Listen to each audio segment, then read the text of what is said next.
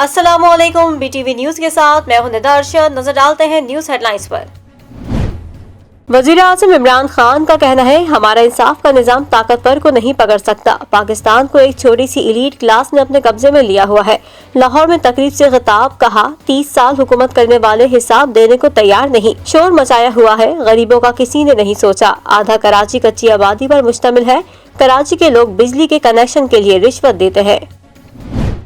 کراچی میں این اے 249 کے ضمنی الیکشن میں ووٹوں کی دوبارہ گنتی کا پیپلز پارٹی کے علاوہ تمام جماعتوں نے بائیکاٹ کر دیا۔ ڈی آر او آفس میں شور شرابہ، مطالبات پورے نہ ہونے پر امیدوار اٹھ کر چلے گئے۔ نون لیگی رہنما مفتاح اسماعیل کا کہنا ہے کہ کتنے بیلٹ پیپرز آئے، کتنے استعمال ہوئے، ریکارڈ نہیں دیا گیا۔ پہلے تھیلے پر سیل موجود نہیں تھی۔ آر او نے کہا فارم 46 نہیں دیا جائے گا، جو فارم 45 ملے ان پر دستخط نہیں تھے۔ پیپلز پارٹی امیدوار قادر مندوخیل کہتے ہیں دوبارہ گنتی ہو رہی ہے تو فارم 46 کا تعلق نہیں بنتا۔ بلاول بھٹو کے حکم پر ری کاؤنٹنگ کا فیصلہ تسلیم کیا۔ الیکشن کمیشن جانبداری کا مظاہرہ کر رہا ہے۔ پیپلز پارٹی جیت چکی، ہار مخالفین کا مقدر ہے۔ رہنما نون لیگ خواجہ سعد رفیق کا کہنا ہے کہ چاہتے ہیں این اے 249 میں ووٹوں کی دوبارہ گنتی ہو، لیکن انصاف کے تقاضے پورے کیے جائیں۔ دوبارہ گنتی کو شفاف بنانے کے لیے ہمیں دستاویزات دی جائیں۔ سندھ کے وزیر اطلاعات ناصر حسین شاہ کہتے ہیں پیپلز پارٹی کی جیت کسی کو ہضم نہیں ہو رہی۔ ہمارے حق پر ڈاکہ ڈالا جا رہا ہے۔ دھاندلی کے نام پر یہ لوگ الیکشن کمیشن پر دباؤ ڈالنا چاہتے ہیں۔ پاکستان تحریک انصاف نے این اے 249 میں ضمنی انتخاب کالعدم قرار دینے کی درخواست الیکشن کمیشن میں دائر کر دی۔ دھاندلی کی وجہ سے ضمنی الیکشن کالعدم قرار دیا جائے، درخواست میں استدعا۔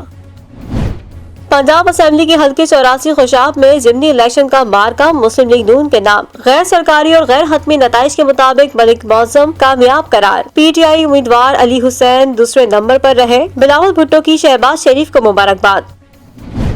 کرونا وائرس سے 108 افراد جاں بحق، اموات کی تعداد 18,537 ہو گئی۔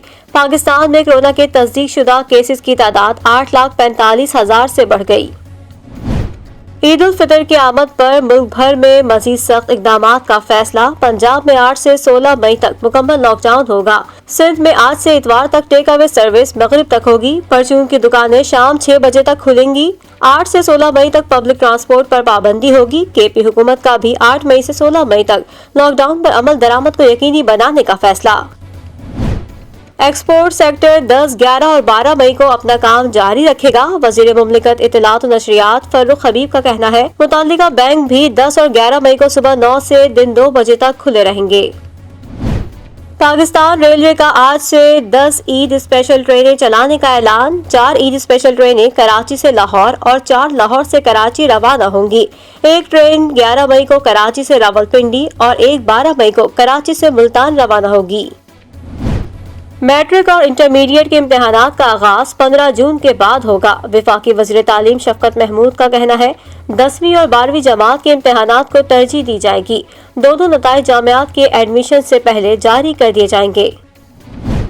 اسلام آباد ہائی کورٹ نے تعلیمی اداروں کی فیس میں 20% کمی کے خلاف درخواست مسترد کر دی۔ کورونا کے دوران پالیسی معاملات دیکھنے والا ادارہ این سی او سی ہے۔ پرائیویٹ اسکول ایسوسی ایشن اگر سمجھے تو این سی او سی سے رابطہ کر لے، عدالت کے ریمارکس۔ ٹرانسپیرنسی انٹرنیشنل نے ادویات کے بڑے اسکینڈل سے پردہ اٹھا دیا۔ معاون خصوصی ڈاکٹر فیصل سلطان کے نام خط، کہا ڈریپ کی پالیسی کے تحت 2018 میں ادویات کی قیمتوں میں 70 کے بجائے 355% اضافہ کیا گیا۔ اداکارہ سنبل شاہد کورونا کے باعث انتقال کر گئیں۔ سنبل شاہد کو 22 اپریل کو وینٹیلیٹر پر منتقل کیا گیا تھا۔ سنبل شاہد اداکارہ بشرا انصاری اور اسما عباس کی بہن ہے۔ وزیر اعظم عمران خان آج سے 3 روزہ سرکاری دورے پر سعودی عرب جائیں گے۔ وزیر خارجہ اور کابینہ کے دیگر ارکان سمیت اعلیٰ سطح کا وفد بھی ہمراہ ہوگا۔ وزیر خارجہ کا انڈونیشیا کی ہم منصب ریٹنو مارسودی کے ساتھ ٹیلی فون پر رابطہ۔ اسلاموفوبیا کے بڑھتے ہوئے واقعات اور بین المذاہب ہم آہنگی کے حوالے سے تبادلہ خیال۔ شہباز شریف کا پی ڈی ایم سربراہ مولانا فضل الرحمان کو ٹیلی فون، صحت دریافت کی۔ دونوں رہنماؤں کا ملکی صورتحال اور باہمی دلچسپی کے امور پر تبادلہ خیال۔ عید الفطر کے بعد ملاقات پر بھی اتفاق۔ IMF ڈیل میں غلطی تسلیم کرنا کافی نہیں، عمران خان قوم سے معافی مانگے، chairman peoples party Bilawal Bhutto Zardari کا مطالبہ، کہا IMF ڈیل پر نظر ثانی کے بجائے پہلے ہماری بات مان لیتے تو آج معیشت یوں تباہ نہ ہوتی۔ رہنما پیپلز پارٹی راجہ پرویز اشرف کی مولانا فضل الرحمان سے ملاقات، PTM اتحاد کے بارے میں بات چیت، سابق صدر آصف زرداری کا خصوصی پیغام پہنچایا، دونوں رہنماؤں کے درمیان اپوزیشن کی آئندہ کی حکمت عملی پر بھی بات چیت۔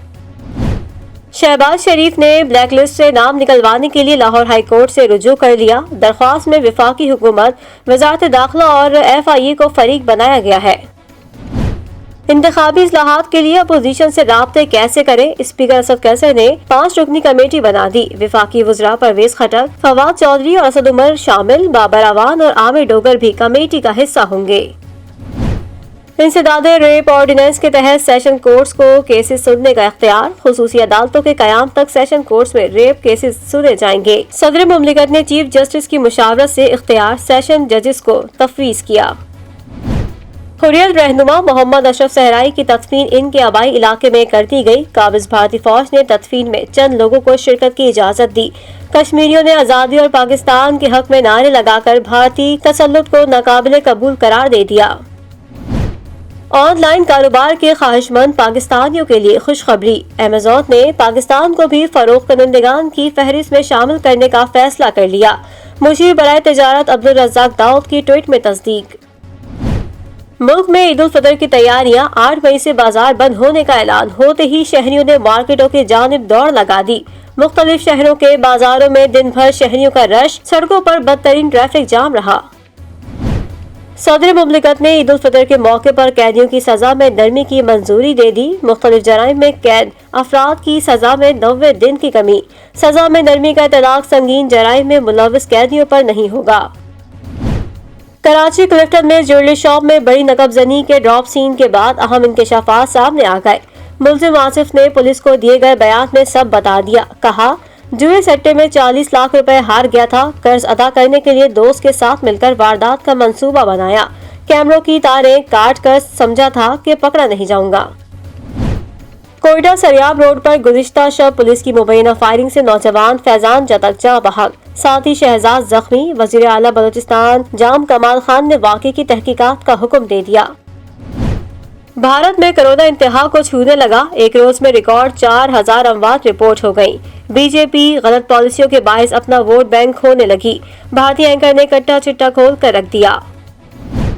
افغانستان میں طالبان اور افغان فورسز میں جھڑپیں شدت اختیار کر گئیں، قندھار کے ڈیم دہلی بند اور بغلان کے ایک ضلع پر طالبان نے قبضے کا دعویٰ کر دیا۔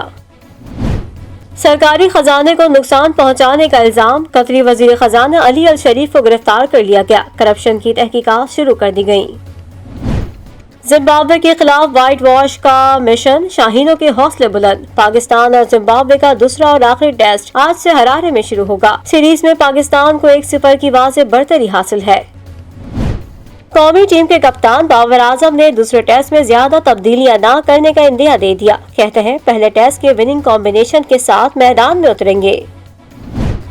جامنی رنگ کے انوکھے ہیرے کی ہانگ کانگ میں نیلامی، ہیرے کی قیمت $35 ملین مقرر کر دی گئی۔ اور German car company Volkswagen کے نئے ماڈل نے دھوم مچا دی، خوبصورت ڈیزائن اور فیچرز نے سب کو حیران کر دیا۔ نیوز اسٹوڈیو سے فی الوقت اتنا ہی، مزید خبروں سے باخبر رہنے کے لیے وزٹ کیجیے ہماری ویب سائٹ www.btn.tv، لائک کریں ہمارا فیس بک پیج btv.pk، فالو کریں ہمیں انسٹاگرام پر btv_pk، اس کے علاوہ سبسکرائب کریں ہمارا یوٹیوب چینل بدر ٹیلی ویژن نیٹ ورک۔